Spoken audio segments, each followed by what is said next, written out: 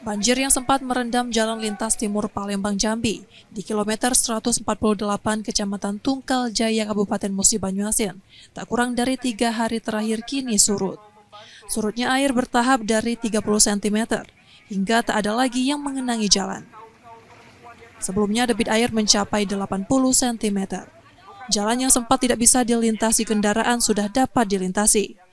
Dirlantas Polda Sumsel menerangkan, saat banjir merendam Jalintim, untuk mengurai kepadatan kendaraan dilakukan pengalihan arus ke jalur alternatif lintas tengah melalui Kabupaten Musirawas dan Kota Lubuk Linggau, khususnya kendaraan di atas Sumbu 3. Sudah turun sekitar 40 cm dan sejak tadi malam sekira pukul jam 3 atau jam 2 jalur sudah 2 jalur dilalui, namun mohon maaf pelan-pelan karena kondisi yang masih debit airnya sekitar sampai sekarang 40-50 cm. Berarti semua kendaraan sudah bisa? Bisa 2 jalur, namun yang jelas saya mohon kepada pengendara khususnya yang melintas dari Palembang menuju Jambi, sebaliknya ke Palembang jangan mendahului dan sebagainya karena itu cuma 2 jalur.